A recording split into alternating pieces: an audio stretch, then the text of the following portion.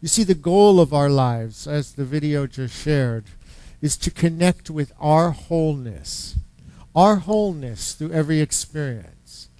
Not our fracturedness, not our brokenness, not our past wounds, not our beliefs, but our wholeness. And so I want to start out today by defining what is wholeness. And wholeness, I believe, is that here's the dictionary definition. It's an undivided or unbroken completeness with nothing wanting. It is the state of being complete, having everything that is needed. And so I want us to understand that our belief system is our state of being. It is a state of being where we recognize wholeness in us. Many times we don't. If you ever hear the words, I need, then we recognize we're not coming from a place of wholeness. And so this is not about material expressions in our life. This is really about our spiritual beingness. And I always share in one of the core beliefs of unity is God is our wholeness. And God is within us. Always. Wholeness is our truth. When we are born whole and complete. We had a membership class yesterday, and one of the individuals who became a member asked about baptism. And in unity, when we do christenings and baptisms, we don't give a brand new baby anything more than God already gave her or him. The whole service is for us to remember that every one of us is born to glorify the kingdom of God within us, just whole and perfect, and there's nothing missing, lacking, or broken. But unfortunately, we grow up in a civilization, in a community that does not reinforce that belief. Sometimes we're reinforced to remind that we're separate from one another, that we're separate from this person, that because of the way they live, they're different from us, because of the way they believe or think, they're different from us. And it is always our individual decision to call ourselves back into wholeness. And if we go back to the ancient Hebrew scriptures, what we call the Old Testament, it says, I will put my law within them and I will write it on their hearts. I will put my law within them and I will write it on their hearts. Not in our minds, not on our life experiences, not in the people and places and things we connect with in our life. Many times we're looking for wholeness outside of ourselves. We're looking to feel complete through a job, and a great job is wonderful. We're looking to feel better about ourselves through education. And I'm a proponent of lifetime education. I am not diminishing any of the outer experiences. But really what I'm sharing today is for us to check ourselves and what is the intention that we have behind looking for that relationship or looking for that education or looking for that job or owning that house or whatever the myriad of experiences that the prayers that we pray over every week are seeking for. See, this truth is the law of God, is wholeness. It is written in our hearts, not our minds.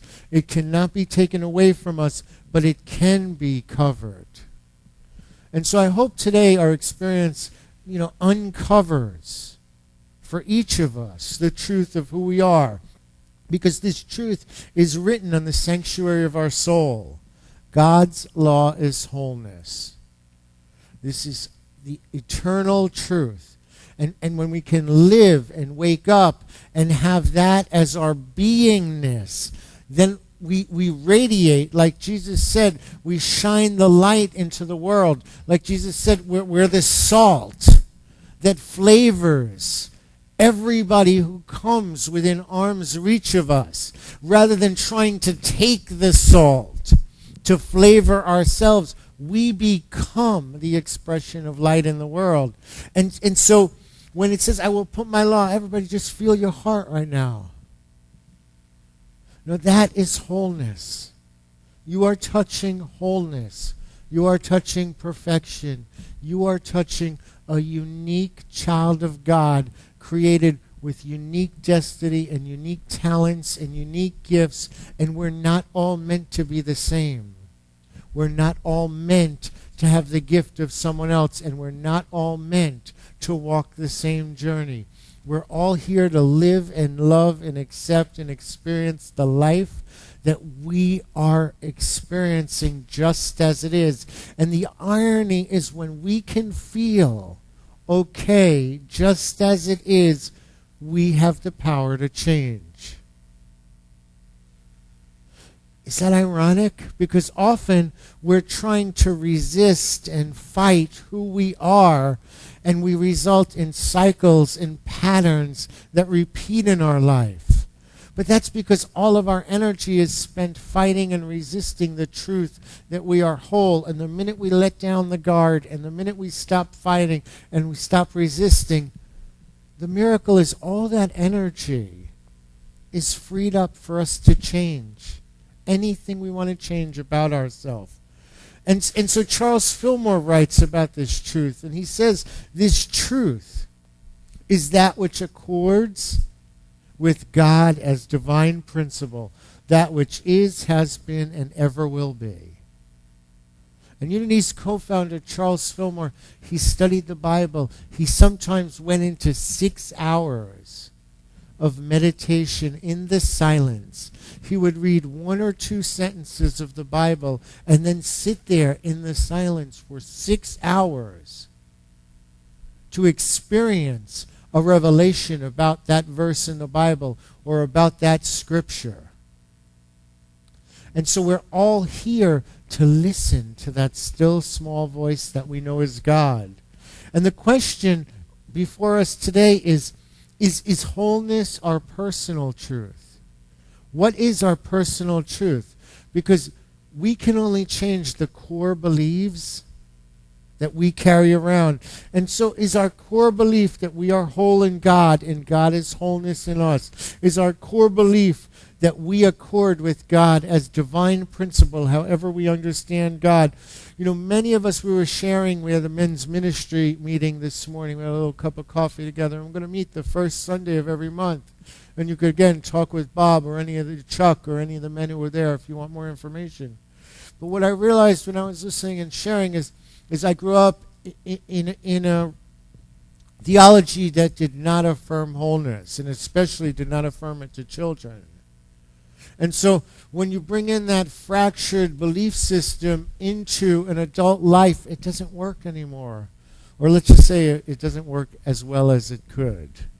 And so when we live from a place where we believe we are not whole, what happens is we create experiences that cause us not to feel wholeness.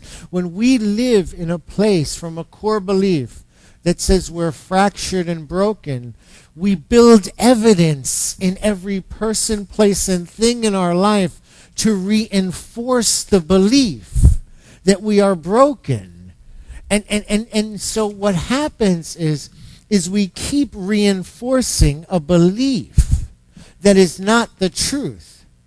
But a lie believed as true expresses as the truth for us in our life. And I searched and I found a clip from a movie many of you may be familiar with of Antoine Fisher. And sometimes we just have to face the truth about ourselves, because the minute we face the truth that, wow, this is my core belief, it becomes so easy to drop. Because no one of us wants to look at the woman in the mirror or the man in the mirror and say, I am walking around this life with a core belief that says I am not whole. No one of us would really accept if I walk up to any one of you and say, you know, y'all broken and fractured and all whole. You would fight me on it and say, most of you would, you know, if I was just a stranger walk up to me on the street and said, man, y'all broken. And I'd be like, what? You don't know me. You know, we would fight it if someone else tried to give us this label. Did your mother or a family member ever try and tell you something? And you're like, hold up. But yet we tell ourselves. And so take a deep breath with me. Because this clip it's profound. But I want you to realize it's the point, if you know the story of Antoine Fisher and read his book and watched his movie, you know, when he accepted the truth about how he saw himself, it was the point in his life where everything changed and everything that healed afterwards came from this. And in Antoine's example, if you don't know the story, he was born in prison while his mother was in prison, and he was placed into custody of the state. And while in custody of the state, he was put in a pastor's home. And they were verbally and physically abusive to him in his childhood while in state custody.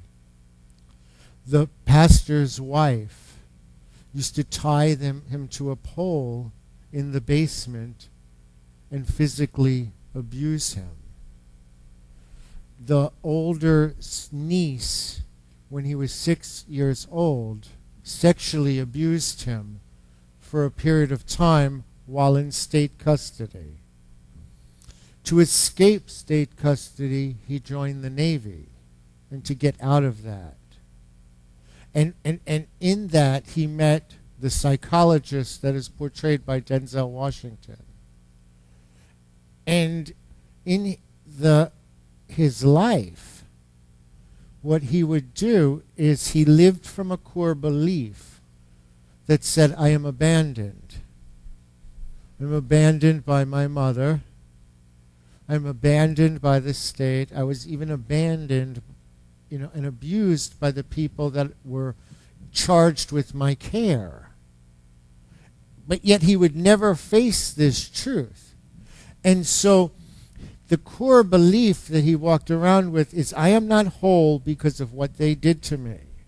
And he lived a life up until the point where he faced this erroneous lie that alienated people. He fought with people. He could not have a successful relationship with a woman ever. Because when you live from a consciousness that says, I am abandoned, you only search for evidence that agrees with and supports your core belief of abandonment. And so this explains why wholeness can only emerge from the woman or the man in the mirror. Wholeness that I'm talking about is a gift that every one of you had. When Antoine realized he needed to cry for the little boy inside of himself and share it, because what had happened is that was the first time he was invited to a Thanksgiving dinner with a normal family. And so the gift he brought was not money. The gift he brought was not a bottle of wine or a cake or something you would bring to a Thanksgiving dinner, because he didn't even have the concept of what something like a simple family Thanksgiving dinner was. And the gift he brought was the truth about himself. And so we're going to do an experience now. And you all have an index card, right? Everybody have an index card? If you don't have an index card, please raise your hand. That meant you snuck in through a side door or something. Everybody have an index card, right? All the AV gentlemen. Give it up for our AV team. I mean, they're just here religiously. Okay? And on one side of the index card, we're going to recall an experience. And so right on the top of it, we're going to and we don't have to write a book. Notice I gave you an index card, not a journal. Okay? Notice, see how big it is? The index card. There are pens in front of you. And so the first thing I invite everyone to do is recall an experience that caused you to feel upset. And in the book they give an example. And this is right from the book, so don't think if this is your story, I'm spying on you or read your file. But it said, my sister did not come to my wedding. So it's something, that caused us to be upset.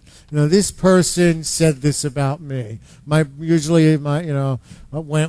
person hurt, think of an experience. And it doesn't have to be as deep or profound as the one we just saw, but just something that pushed your button, pissed you off, got you angry. Could be last week. Think of that person at work, that works your last nerve. Anybody have a person that works their last nerve? If you don't, I have a few, and I'll loan you some of mine. Just you see me after service, all right? And so, does everyone have the situation that worked their last nerve? That's number one. And right, number one, everybody got a situation? Anybody never been upset in their whole life? Anybody? Please levitate up to the front and tell us how you did it. Just float up to the front and tell me how you did it. And I'll just give you the microphone. If anybody's never been upset in their whole life. Okay. Number two, identify the feelings that you experienced. And feelings are not judgments. Let's go to the next slide. Feelings are, I was frustrated. I'm still resentful. I was confused. I was angry. I felt unworthy. I felt anxious, hurt. I felt betrayed. I felt lonely. I felt depressed. I felt abandoned. I felt less than whole because of the experience. I felt less than whole because of the experience. And now in that one, with the sister not coming to the wedding, the feelings in the example are I felt angry, hurt, resentful, and confused. And so now number three is describe the impact of your feelings. Not what the person did or didn't do, not what they said or didn't say. For example, the impact in the example is I seldom see or speak with my sister now. Imagine, what was the impact? I distanced myself from that person. The impact of the feeling of resentfulness is every time the person's name is mentioned, my stomach is in knots. The impact of a feeling of anger is we have arguments in our head with that person over and over and over again. Even if something happened 5 weeks ago or 5 months ago, the saying is they take up space in our mind rent-free. You've heard that, right? Where people just sort of rent out a section of our mind but don't pay us monthly rent. All right? And so can everybody understand that the feelings impact us, not the situation. The feelings impacted the example, not the fact that she didn't go to the wedding. The feelings caused the anxiety. The feelings caused the resentfulness. The feelings caused the confusion, and then that got outpictured as our responses. And so now take a deep breath with me. Every time we feel disconnected to our wholeness, then it is an invitation for us to recognize something about ourselves. Our wholeness sometimes gets eclipsed by mountains of old memories that seem to filter our present-day experiences. And then what happens is we hear ourselves say, these people or these experiences pushed our button. But we are the button, not the person. Nobody pushes our button. We trip our own circuit breaker, is what happens. And so memories mainly unconscious ones, but sometimes conscious, become the buttons. And then what happens is because we're very clever, we try and avoid having people push our buttons. And we don't look at our own feeling. We look at the situation and we justify the impact it has on our decisions. And the way we justifying it is affirm we are not whole. We are not whole. So I can share with you, an abandonment, feeling of abandonment. And what happens is when you feel abandoned by someone, okay, what happens is then you carry around that feeling, and the impact in my life is it's very difficult to have relationships that are close. Okay?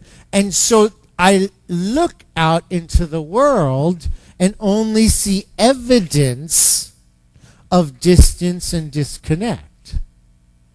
And so what happens is if you have a parent that did not connect with you on a soul level or did not accept you for who you were, you may recognize patterns in life that duplicate that relationship. And so in my own life, because of my theology as a child that said I was wounded, damaged, broken, and God hated me because of the way I was created, as a young adult, that gets duplicated in other situations. And so because of that abandonment issue, because of the core belief that I am not worthy because God hates me because of the way I was created, that core belief got carried into every young adult relationship I had. And so then what happens is if I meet someone, I'm scanning for abandonment. I turn into a private investigator. And so it's like the littlest innocent sign will be like, okay, I have to see that text message. Who just texted you?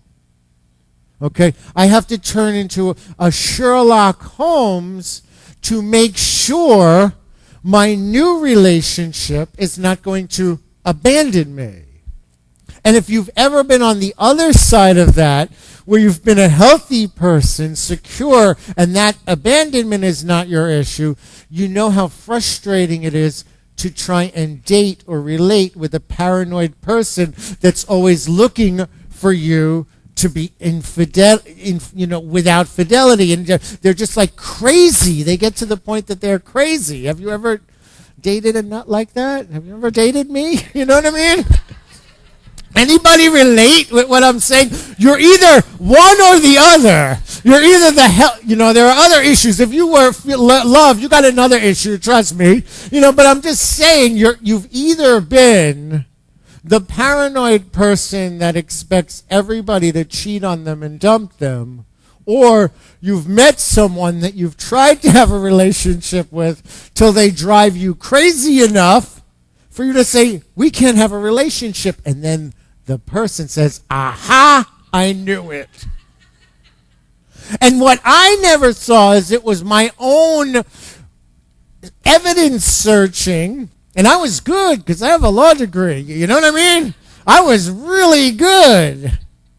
So it's my own core belief that everybody who loves me is going to hurt me that creates a perception that only sees this in the world. Does that make sense? And so now that is a lie because we are all whole. And since we're all whole, every relationship, if I meet someone tomorrow, I am a clean slate and they are a clean slate. And so it's a whole new day. But when we keep harboring the impact from old baggage and carry it into every new day, then our own perception affirms our own brokenness. And what happens? In TV, they call that a rerun. We just rerun the same situation. And so now take a deep breath with me. In that situation that you wrote, imagine that you connected with only feelings of wholeness. And you responded from the truth of your wholeness. Whatever person pushed your button, imagine how one might have responded differently if they felt only the wholeness of God that very moment. And what are qualities of God? Confidence, honesty, imagination, understanding, discernment, faith, prayer, love, strength, power, wisdom, life. So imagine if someone else lived the situation that pushed your button on the card. Turn over the card now. Now we're going to use the second side of the card. And imagine if those inner resources we connected with and not the feelings on the front of the card. Imagine if tomorrow that same situation happens or replays in your life and we use the inner resources that we know we have, because if we were in a battle with someone, we'd be confident, we'd be honest with them, we'd use our imagination. If we're challenged at work, we go right to our wisdom and our strength. If we're in a fight or flight situation, the best in us comes out. So every one of these qualities of God are available in every situation. And we don't have to throw out the greatest qualities of God because we have this wounded place within us. What we have to do is recognize the wound is not the person, place, or thing. It's the impact that it's having on our response, and not go back to the slide that says fear, anger, resentment, hurt, confusion, anxiety. Go to the slide that says, I am confident, I am honest, I am understanding, I have faith, I have life, I have wisdom, I am powerful, I am strong. I will be loved in this situation. So can everyone see the difference? Can you see that there's a relationship between the issue you wrote on the other side of the card and that we're missing a connection with one of the qualities of God that are available to us? You see, there's a difference in our response when we connect with God instead of past feelings. Because when we connect with God, the old feelings no longer have power over our responses. We respond with wholeness rather than from brokenness.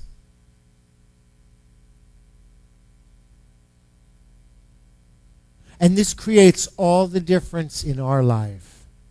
This creates all the change that we seek. This creates the breaking of cycles and patterns that we no longer want to repeat in our life. This creates a person that responds from an honest heart with confidence in strength. What this creates is a person that doesn't have to justify or explain or defend their any action because they know they are whole in God. And so I tell every one of you, there is not one of you that does not have the confidence of God, the strength of God, the power of God, the life of God, the imagination of God, the love of God, the peace of God, the joy of God, and the truth of God inside of you. You know how I know? Because you're breathing.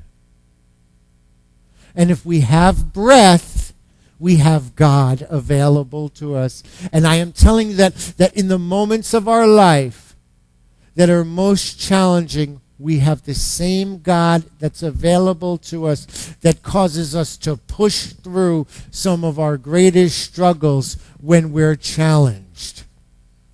And so I have some ideas, this is about rewiring our life. And so I want to share with you, these are ideas that have helped me. Rewire unhealthy core beliefs. I've prayed. Oh God, have I prayed? I mean, I have prayed, in days and so, prayed in tears. I still cannot watch the Antoine Fisher movie without crying. Is there anybody that can watch The Color Purple and not cry? I mean, you know what I mean? There are certain movies that have these archetype wounds that all of us have to some extent. And I don't know what your movie is, what you relate to, but there's a movie and you just see flashing by and you're like, oh no, not today. I can't deal with this movie. You know what I mean? I have to be like centered and prayed up. I'll like flip the channels and see Antoine Fisher. I'm like, oh no, not today. It's a good day, God. And so we fellowship together. We have study and book studies and prayer circles. That is why the church is a 7-day experience. It's interesting. We had the membership class, and some of the members were like, the new members are like sharing, church is not a Sunday experience. We don't lock these doors after everybody leaves and then not come back. And we were sharing about our days. Some of us, I was sharing in the 14 class, and I was sharing with Andrea about it. Sometimes in our days in Unity on the Bay, when we were all, walking in, broken and wounded and a mess, the bigger mess our life got, we would be Monday night at Dorothy's class, Tuesday night for 4T, Wednesday night at the meditation, Thursday night for Tita's prayer circle. It didn't matter what they had. If the church was closed, like we'd be showing up just meeting at the bookstore and sitting outside. Some of us is fellowship. And the reason fellowship works is we choose to be around people who see us as whole. When we walk in this sanctuary, we see each other as whole children of God. We don't see old people. We don't see young people. We don't see black people. We don't see white people. We don't see gay people. We don't see straight people. We don't see wounded people. We just see people. Breathing, living, loving human beings